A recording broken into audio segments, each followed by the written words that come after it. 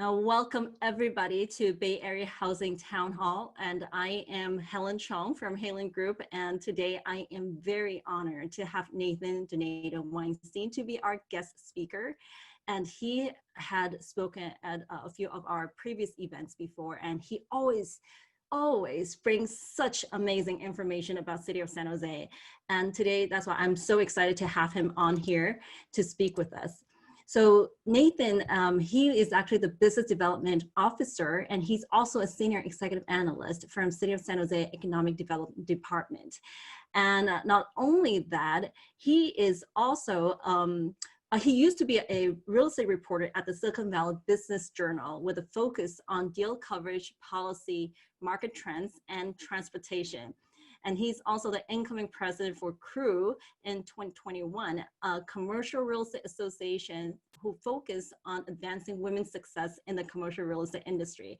So I'm truly honored, and he will turn on his camera in a little bit after I start my housing market update. And so you guys can definitely feel free to ask questions at that point.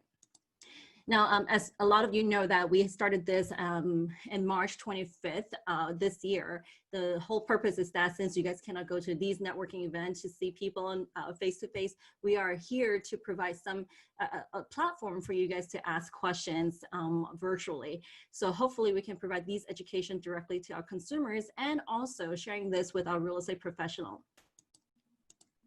Now, here's the quote of the week, and I find this very intriguing because how many people just give up after feeling like, you know, they fail on something and they're just gonna give up and not knowing that they're so close. So I thought this is very fascinating. I think about this all the time, and that's why we always say that success is at your persistence. You cannot give up, because once you give up, then you have failed. But if you keep going, then you will reach your success one day. And so hopefully this will remind all of you, no matter what obstacle you guys are having right now, just don't give up, just keep going, and you will end up reaching your goal one day. Lastly, I want to share this because I thought this would be a great segue to introduce Nathan and talk about San Jose. Hi, Nathan.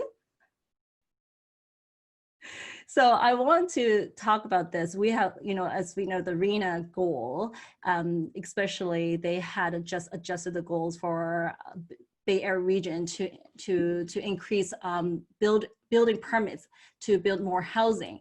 And right now we see that for 2Q, we are at about 48% goal. Actually, no, I'm sorry, not 60% goal, but then we are at 48% of affordable housing out of the whole 485 units. So I'm just wondering, this is one of my questions, is that what is City of San Jose is going to do regarding providing affordable housing? So, but in the meantime, let me just stop sharing here and introduce everybody again, introduce Nathan to everybody again, so you guys can listen to him. I know he has a lot of information to share. Hey. Hi. Thank you so much, Helen. Can you hear me okay? Yes, I can. All right. It is so awesome to be here. Thank you so much for inviting me. I love the spirit of doing these meetings and sharing of information during this crazy time and just getting people together to ask questions and kind of chit chat about what's happening in the marketplace. That's so important. So thank you again. And you know, the last time I think we spoke, it was like a totally different world out there. And so this week when I was preparing for this, I was, you know, just kind of taking stock of the data and, you know, some of the trends we're hearing about. And it was like, wow, what a difference, you know, 7 months makes. So I bet. and your charts were amazing. Thank you. I feel like I learned so much. And the good news is I have a bunch of charts, but they're different charts. Oh, good, good. So I am going to do a share screen and I'm not going to mess it up. It's going to work perfect. So everybody stand by. Here we go. Oh my gosh, are you seeing my screen right now? Yes. Okay, awesome. So thank you, Helen. Thank you, Anthony. I'm Nathan Donato Weinstein, and I work for the Office of Economic Development in the city of San Jose. And we are the part of the city tell me, am I changing my slide or is it just stuck? Not yet. All right. Oh, There you go. there we go. I think it just takes a minute to warm up.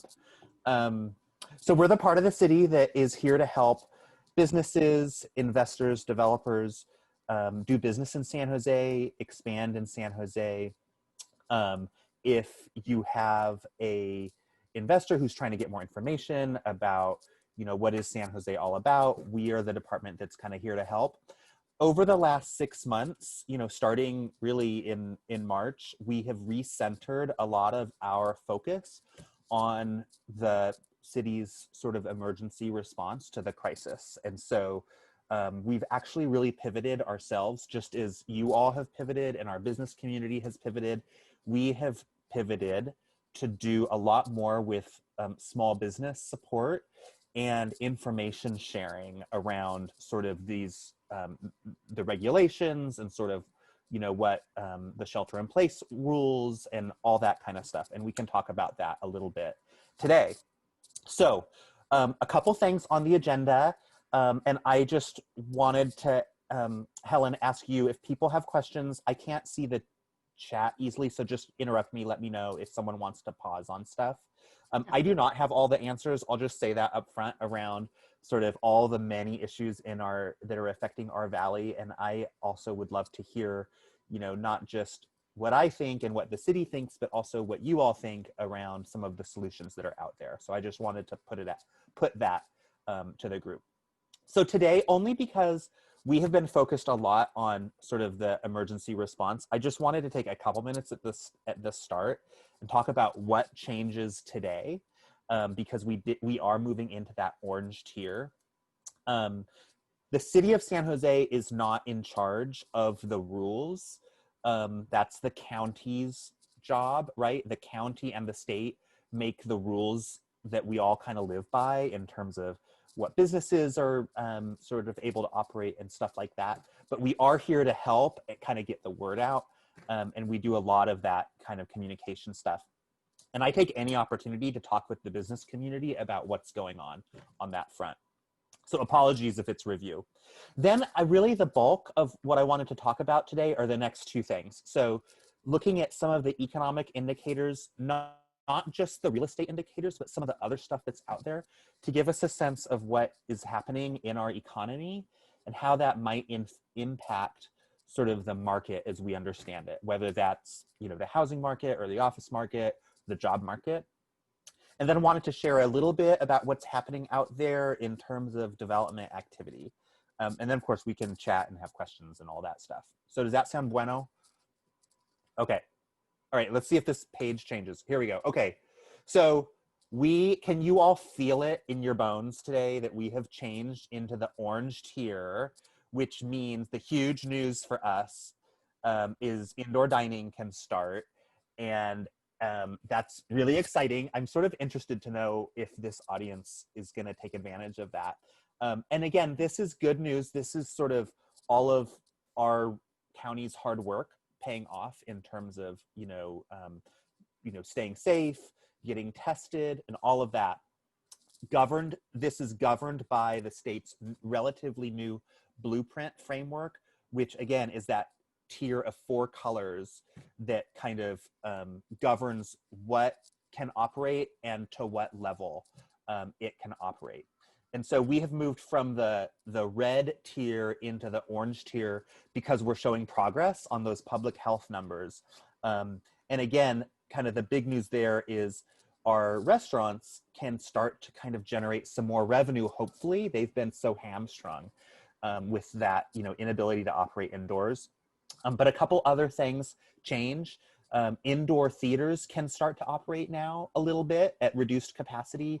Indoor church services, right, which are so important and unfortunately have been sort of, had to operate outdoors, can operate now indoors at reduced capacity. And then some other business operations can start to ramp up. So shopping malls, gyms can start to increase their capacity. And I'm spreading the gospel on this because I think it's really important. If anybody has questions or concerns about, how this stuff operates, the state's new website is actually really good. It's super simple to use. You just plug in sort of your county and then what industry you're interested in, and it tells you what can operate and how. And it includes a lot of data, which I'm not going to talk about because it's like overwhelming. But if you're a nerd and you want to know like, hey, what's going on in other counties? You know, how are we trending? What are the numbers that these government bureaucrats are using to determine what can operate? They actually make that all available, which is super cool. And then the last thing on this front is I just wanted to note that Santa Clara County is a little funky because when we go into the orange zone, the county actually, they still add on some additional restrictions, which makes it sort of like orangish red. So under the orange tier, the state says indoor dining can operate at 50%, but the county says you can only do that at 25%. So we're sort of taking baby steps a little bit is how I think about it. Not everybody's super happy about that, but it's sort of our first step, and we'll kind of see how it goes. And the last thing is if you own a business, just take note that everyone in the county who has a business that customers visit is required to submit a new social distance protocol to the county within the next 14 days because some things changed. So everybody has to kind of do that over again. And then lastly, these are just some links to some really great resources that can help answer questions, shed light on how to get tested if you need it. And then I'm also spreading the word that there's a new grant application that opens, I think on Friday, is it October 16th, I think is Friday, right? Through DoorDash. And there's a link here. If you know of any restaurants that could benefit, let them know because we really want San Jose restaurants to, you know, to get their share of this stuff. So that's all I had to say about that. I know that's not kind of strictly on the housing market, but I think this audience, it's really important to kind of share that broadly. So let's talk about some economic indicators. When we talk about economic indicators, there are some numbers we're all really familiar of, things like vacancy rates, unemployment insurance claims data, payroll data, stuff like that. We're going to talk about some of that and then also some other stuff that is kind of a little different and quirky, but is really interesting. And I think you'll dig it. So the first thing I wanted to share is unemployment rate. And the reason I wanted to share it is because it really gives a good look at just how crazy the last couple months have been. So this is actually not the unemployment rate. It's the number of new weekly unemployment insurance claims for our county. And so over here on the left side, you can see sort of what does a normal week look like before all this craziness. And you can see it's sort of around that 1,000 or so number every week of Santa Clara County residents filing for unemployment insurance. And it's been like that for a long time. And then you see this, you know, this week in March where that initial burst of furloughs takes effect. And it's just like Mount Everest growing here. I mean, it's just insane.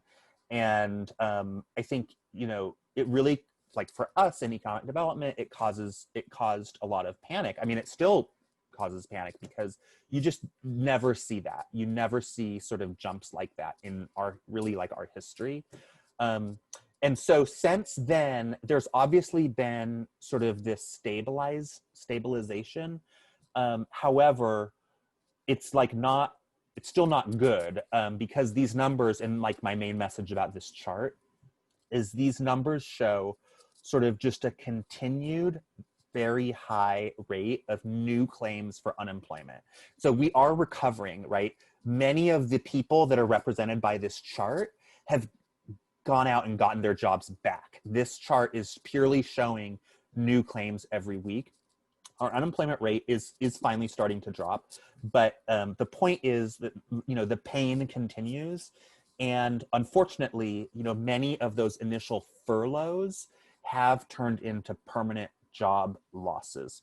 The other thing that affects this chart is that in the state of California, our state government has really struggled to process unemployment insurance claims. So there's a huge backlog.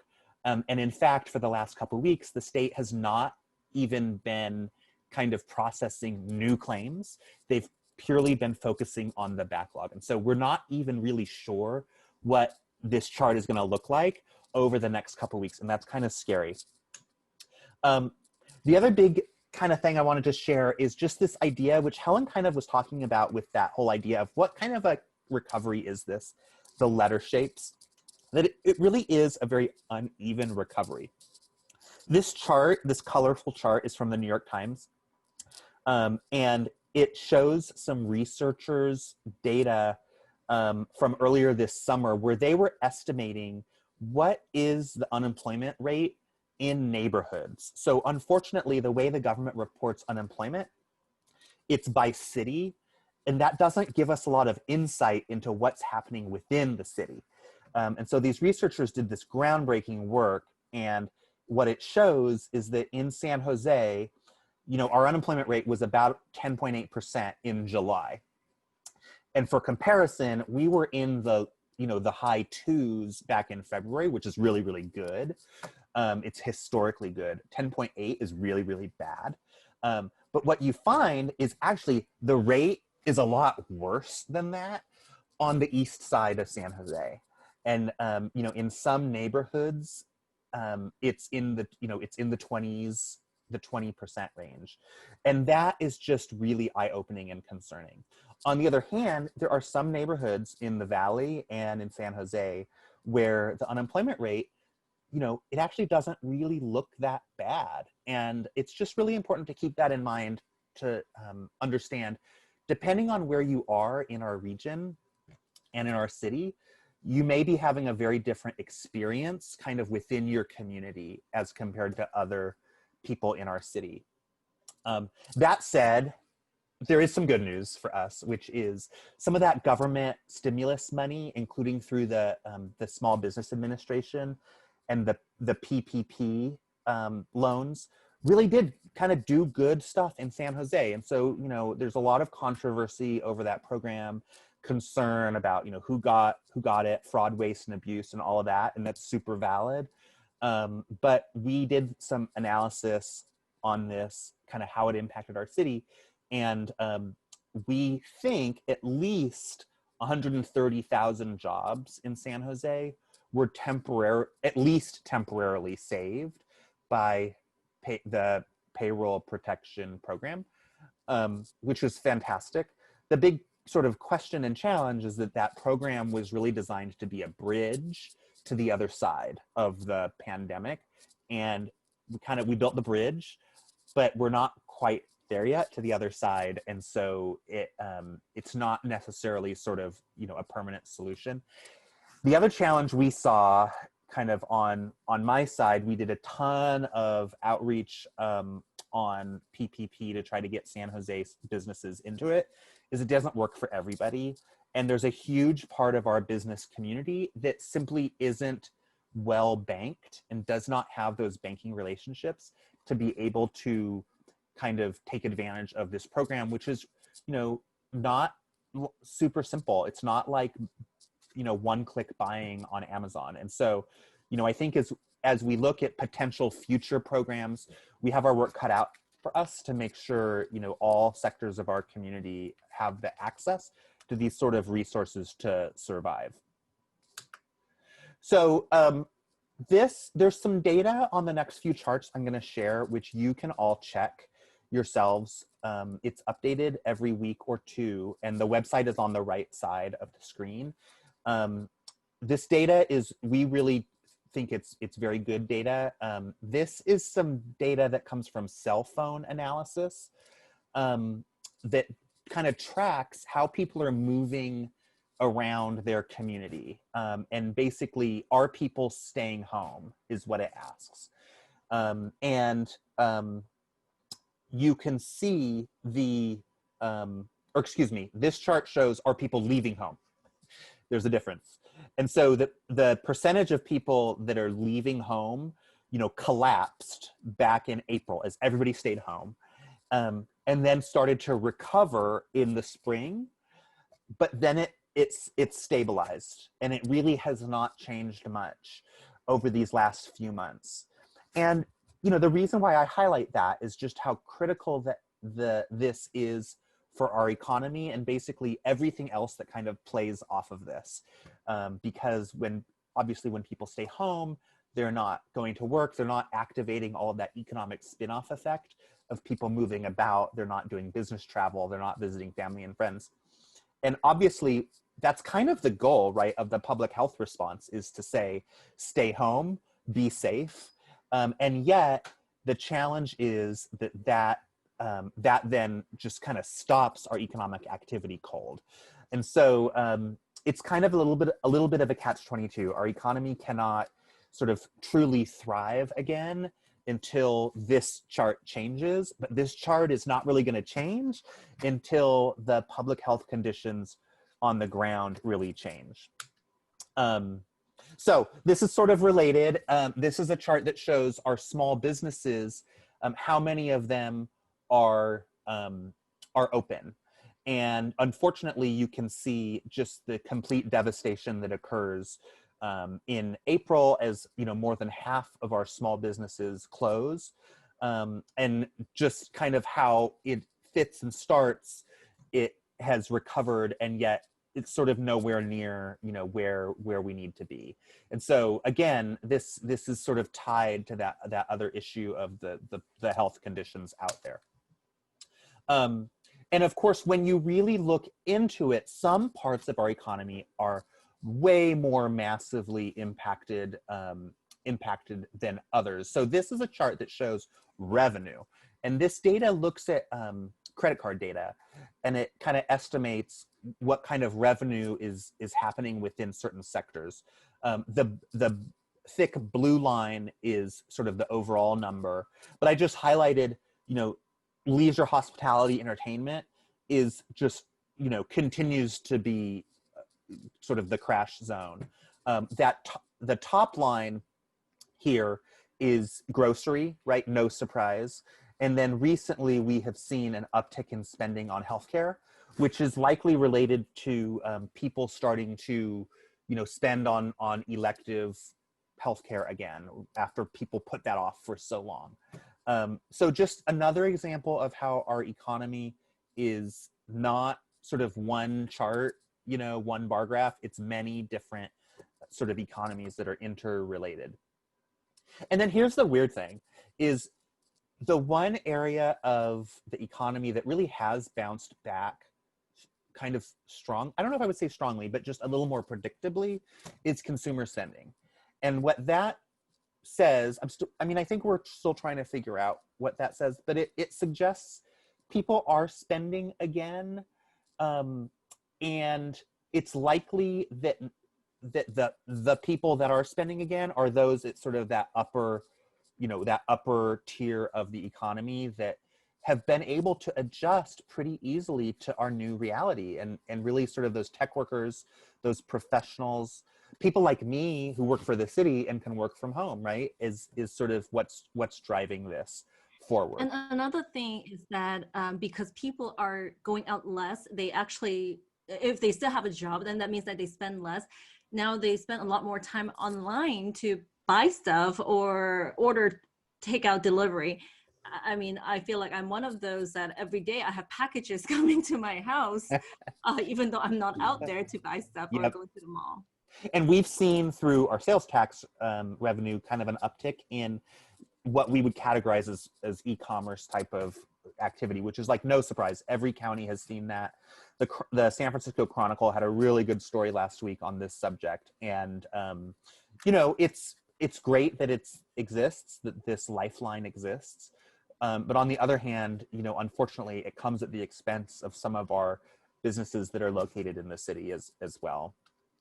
I did want to share, we are seeing an uptick in vacancy, but it's not a flood. And when I say vacancy, this is a Cushman and Wakefield chart of R&D space, and the blue bar is actually the more recent date. So it's sort of backwards.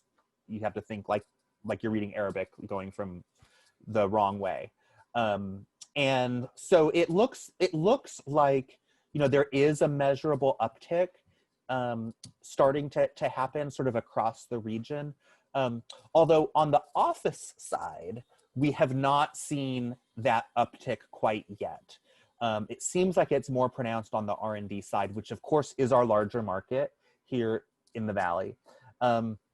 And I will say that on the sublease side, we are tracking in the third quarter, Cushman and Wakefield reported sort of like, I think it was around a 1% uptick in sublease space hitting the market in Q3 to create a sort of historically elevated level, but not sort of a crisis level. What we have seen is a super drop off in simply deal activity as companies put off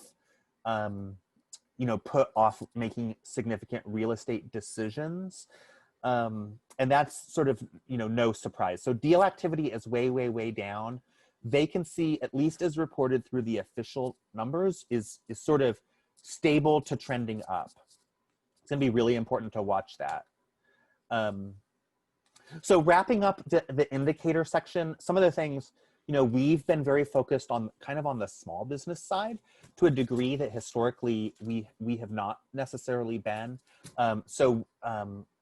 You know, we've recentered a lot of our capacity around communicating with our small businesses in multiple languages, trying to make sure sort of everyone knows how to operate safely, what the best practices are, how the rules are changing. We've also done several rounds of small business grants. Unfortunately, the need out there is so massive. It's, you know, the grant programs, which are really, really great, they're just never going to be able to sort of solve all that need. And that's why we really have to lean on the federal government for those SBA resources. And then also trying to do a lot of education to the business community around, if you're doing a layoff, please come talk to us. We can help you. There are some state programs that can help you avert layoffs through something called WorkShare. And there are some other opportunities where we can come in and sort of direct workers to resources that can help them reposition themselves. And then we're really, another kind of big piece of our recovery strategy is to support our construction and development industry, because that is a sector that is so crucial to our economy. And it's sort of been a stable pillar of our economy these last 6 months. When you look at the numbers, I should have totally done this chart because it's really amazing. Our construction industry the employment is actually a little bit up from where it was in February, just a smidge. Of course, it crashed, it collapsed back in when construction had to shut down, but it has recovered strongly as developers, you know, really work to complete existing projects. And so what we want to do as a city is just be ready for to kind of shepherd the next tranche of projects through the process so that they can get started. And with that, I'm going to do 2 minutes on this because I know we're like jamming through and I'm talking too much, but this is good news. So these are just some of the projects that are continuing right now. On the office side, if you have not been downtown lately, because a lot of people haven't, you know, had a reason to go downtown, although you should go check out the small businesses there. These are some of the things underway. The 2 J. Paul projects, the Adobe project. These are development applications that have actually been submitted during the COVID crisis. So we continue to have developers look to position themselves for after the crisis. And then, of course, a huge example of that is Google, which continues to move forward with the entitlement process for the Downtown West project. So I think it was it this week or last week that Google submitted some updated documents related to the project, and also that the city released the draft environmental impact report, which is a huge milestone for that project. Yeah, and so this is like a critical time for community feedback. There's a number of community meetings that are going to be happening, including a city council study session on November 16th, where the city council will be receiving an update on the progress between the city and Google on a development agreement that'll kind of spell out the terms of this project and what the city expects from Google. And so sort of a critical time continuing to move forward on that. I know that's what a lot of people actually were really worried about. That was the biggest question: is Google still moving forward to build their campus? And especially they've been very open for people to work from home, but hearing that news last week, we were very excited to hear that. And they are also a huge supporter on affordable housing as well. So they're going to probably help out with the housing development, hopefully. Yeah. Major, there's some significant affordable housing requirements baked into this proposal. And, on the tech sort of work from home trend, I mean, that's something we're watching super closely and trying to talk to our big companies about. I don't think we really know yet, right? What's the long-term future is. I think it continues to evolve as a trend. Certainly Silicon Valley's obituary has been written, many other times. And each time the Valley has continued to rise again and become the place people want to be. The other thing I'll say about work from home is we've heard from a number of companies that are, they do a lot of laboratory R&D or hardware. And, unlike San Francisco, where it's much more of an pure office market, the Valley, and the South Bay tends to be a little more sort of heavy R&D and even manufacturing. And that's not stuff you can do from home. So we've had a number of companies like really eager to get back into the office because they need to do laboratory tests and production. And it's just really important. And since you brought up San Francisco, do you see a wave or any kind of movement or companies or businesses that's moving down to San Jose? I mean, we have so many office buildings being built right now or under construction. I hope so. Do you know of any that we could talk to? I personally don't know, but I wonder if you know. I don't think we've had any sort of San Francisco escape companies. I mean, like Twitter, I think, continues to move forward with their Santana Row office from everything I know, unless that's changed. But we haven't had a ton. What we did see, right, even before the pandemic, was this trend where you'd have companies kind of based here and San Francisco. So the big poster child for that is Splunk, which has really sizable offices at Santana Row, but they're also sort of headquartered in San Francisco. And then another one is Okta, which is based in downtown San Jose and in San Francisco. I think as we move along, it makes a lot of sense for companies to keep more hubs out there. And I'm sure everybody here is reading stories about that, emerging hub and spoke model. And Silicon Valley, not just San Jose, but the rest of the region too, is really well positioned for that, right? Because we have these little office and R&D markets out sort of in the burbs that I think a lot of people had kind of written off as yesterday's news, and everyone's attention was on downtown. And not just our downtown, but downtowns in general, which is great, and we love that. But we also really see value for this more outlying markets like Edenvale, like West San Jose, like North San Jose. Look at, the Alameda. There's a real robust and cool office market on the Alameda in San Jose for like a lot of insurance companies and title companies. So I think it's going to be a lot of different strokes for different folks. But I don't know the answer to that.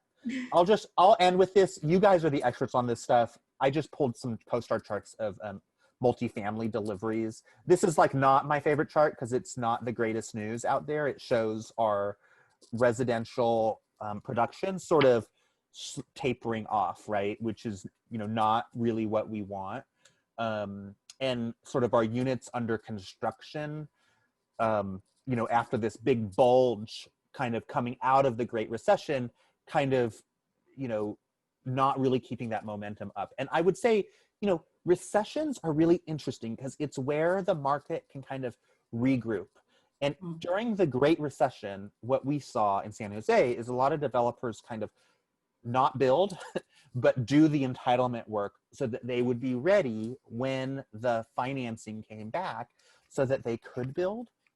And especially that happened, especially in North San Jose, and it happened in around sort of in South San Jose around the Western Digital campus. And you saw those areas just blow up and blossom. And, you know, hopefully it's our hope that during this pause, that developers will do the same thing and find those opportunities out there, and that maybe prices can reset and some of these cost considerations can kind of, you know, get corrected.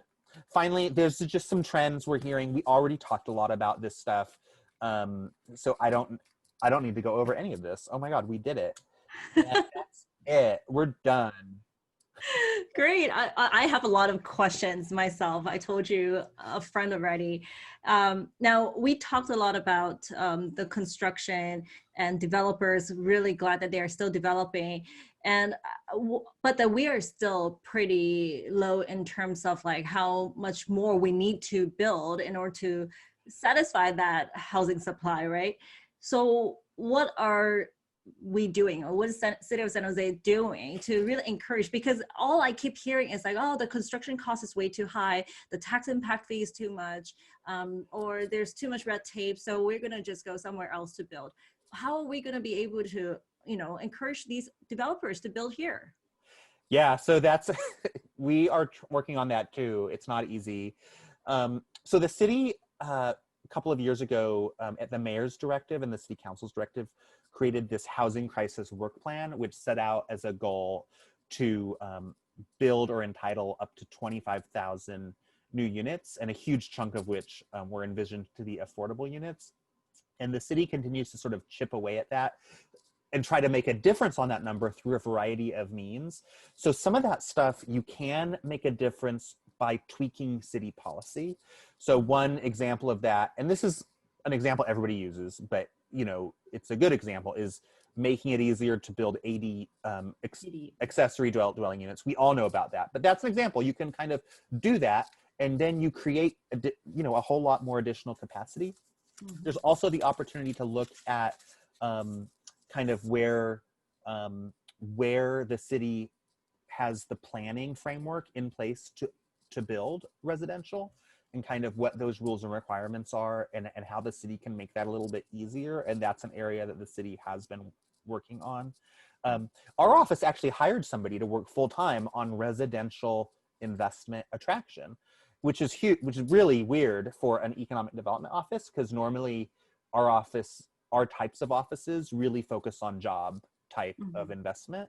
And so we hired Jared Ferguson to be sort of our staff person, that when an investor is interested in building housing in San Jose, they come and talk to Jared, and he kind of gives them the lay of the land and helps them understand the sort of planning process and, you know, potential pitfalls and stuff like that. And that's been a huge help, I think, in just making San Jose a little bit more of a friendly city mm-hmm. to do this. I mean, look, in San Jose, almost every one of our commercial corridors does have the potential to do mixed use residential. It's just sometimes the various requirements and kind of city planning policies don't necessarily work. So I think we have to look at each one of those opportunities and try to figure out how to make it work for everyone. Yeah, it's like, for example, you know, that one of the requirements is like, you get 15%, if you build 15% of the affordable units and your developments, then you might get some, have a little bit more of a break on the fees. But I talked to some developers, it's like, no, we're gonna do all market rate units here because they can get better, better money for those units. And so it's kind of like catch-22. What are you gonna do? You try to promote affordable housing, but then developers feel like it doesn't make sense in terms of math for them to build these units. So. Yeah, I don't think any one city is going to have all the answers either. I think, you know, our neighboring cities also, you know, need to kind of pick up the pace a little bit on their residential production, and a lot of them have, which is awesome to see. Yeah, I saw some people wrote typed in the chat box, I was told by Google Contact that the work from home was due to the school from home. If school is back, they will bring people back. We hope that is true, from Kelly. That's true. It's like, if the kids are home, how can we go to work? But, It's so hard. yeah. But at the same time, I personally just feel like, if my kids go to school, how can I make sure that they gonna stay, social distancing and having masks all day? I don't know. Will your slides be available? Ron said that he has some small businesses and small retail landlords that he feels would benefit from. Oh, sure. Yeah. All my stuff is public record anyway, so you can have anything you want. Okay. You want to email it to me, and then that'd be great. Okay. Sounds good. And Jiwon asks, how long for the city to approve the single family house expedition lately? Is the inspection appointment delayed due to the COVID-19? Yeah, no, good question. I mean, so the city, starting like March 16th, all of a sudden had to pivot and do everything remotely, and most plan reviewers are at home. And so I think, the staff is doing as best they can. Inspections are taking place in the field, but things are not sort of in the most optimal timeline situation, but inspectors are doing the best they can. And if June's just really struggling to get anyone to respond, send maybe Helen a note, and I can just ping someone, as I would for anyone. So I think everyone's doing the best they can, but it is a challenging environment. Yeah, definitely. We do hear there's quite a bit of delay right now, but yeah. And Mongol asks, have you heard of any budget cut or restriction from city or other local government? Just wonder how the economy is looking like in 2021 from a government employee's point of view. Yeah, everyone is really concerned about next year. So the current year, the city was able to avoid layoffs, but there were budgets cut and sort of open positions reduced, and all of that. And the city is pretty conservative around how it's moving forward, which is, I think, really, really smart. But listen, when we saw the graphs earlier that I shared around business activity, it would look very similar for sales tax, which is the number 2 source of revenue for the city after property tax. So, property tax revenue tends to be a little stickier. And, most of I think property tax this year was due in, I think, April. So a lot of those collections happened kind of right at the right time if you're the city, and at the wrong time if you're a taxpayer. But sales tax is going to be really hard. And, that's just a huge impact. And every city in the state, in the country, is going to feel that pain. So yeah, I'm super concerned. Absolutely. I also have this one question, is that, what we have noticed kind of throughout all different cities is the homeless issues. This is pretty much throughout the whole California, and San Francisco is always on the news regarding the homeless issues. And San Jose, we had some of our colleagues on Facebook showing like they were just driving up the freeway, and on the side of the ramp just kept going and going. All these. Oh, right. So I wanted to I totally appreciate that. It's soul crushing to see this happening in, our city, in other cities around California. There's, YouTube videos that show this. I wanted to share something. I'm going to share my screen for just a few seconds. Yeah. This is a fairly updated website that the city put together on homelessness response. And through this website, you can kind of get up to speed on what is the city doing, what can you do as a business person to get involved or to help, or just better educate yourself. How do you report a encampment? What does that process look like? How to, access help and assistance. San Jose is unlucky because we're a huge city and our need is so great, but we're also lucky because we're a big city and we have really, really awesome homeless staff that other cities wish they had. And we have a really robust homeless response team that really does go out to try to provide services to folks. But, you know, obviously it's not enough. And you just have to drive by an overpass to kind of see that evidence. I'll also say that the Federal CARES Act, so the city got some money through the CARES Act to do some additional outreach, and also stand up some emergency shelter stuff that, you know, facilities that have been, you know, filled with homeless residents to get them off the street during the crisis. And then the tiny home stuff. So we've got one, finally, right after years of hearing about it, we do have one tiny home community completed, and another one of them is nearing completion. You know, each one is not huge, right? It's sort of a couple dozen residents that they're able to house, but it's what it is a proof of concept that hopefully everything goes well, and then you can go out and kind of, you know, show that this is an example of how you can make a difference through these innovative ideas. But again, that through the city's website, you can find this, and there's a lot here. There is this thing called the Community Plan to End Homelessness, which is a multi-jurisdiction effort in our county that has, you know, some big ideas in it on how we're going to wrap our heads around this. But again, that's sort of a long-term, you know, medium and long-term kind of response. But I would urge folks that are frustrated to, you know, get involved and educate, and it's something I'm doing myself. Yeah, I'm so proud that City of San Jose has this website just solely to help with the homeless situation. I think that's great. And then hopefully, really, if you by 2025, it looks like the plan is that we can eliminate homelessness. Yeah, I mean, that's a big goal, right? We'll check That back is in a couple of years. Yeah.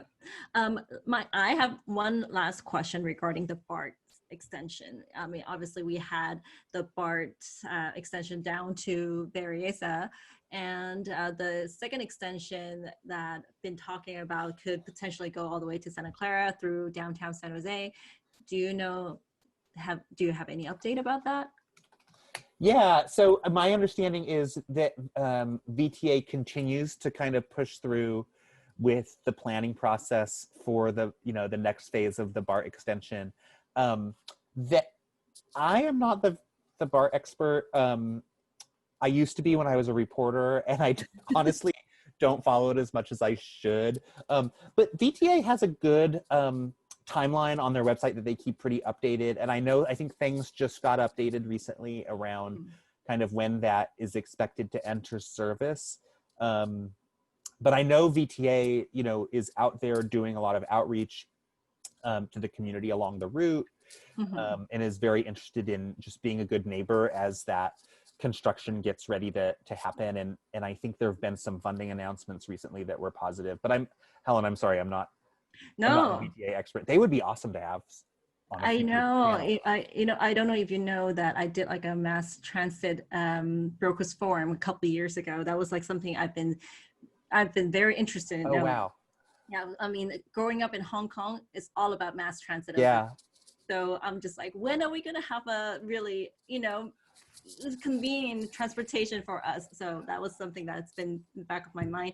And of course, that would definitely help with the housing, well, not really housing, but then the commute. Sure, yeah. Well, it opens up additional, you know, sub-markets and commute markets for sure.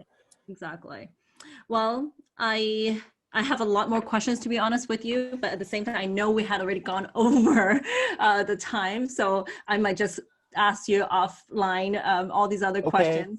But I just want to say thank you so much for being here. Truly, it was so informative, and I love it. I love all the Oh, good. I know. I love it too. Isn't this interesting stuff? Thank you for having this forum. Yeah. And thanks to everyone who came today, or, you know, virtually came. Awesome to see you and be with you all. Thank you so much. And thank you again, everybody, for tuning in and joining our webinar. And the next webinar is going to be in November, and it's going to be November 11th from 4 to 5. As a matter of fact, today I just got a confirmation from Jeff Lerman. He's an investor's attorney who is going to be on our webinar next month to talk about investing, syndication. So I hope you guys will come back. And thank you so much again for joining us. Thank you so much for watching, and don't forget to subscribe to our channel and also come back often to check out our new videos. And also every second Wednesday of the month from 4 to 5 p.m. Pacific time, we will be doing our Bay Area Housing Market Town Hall and bring to you a lot of great speakers and to share a lot of real estate information. And I look forward to see you back. Bye.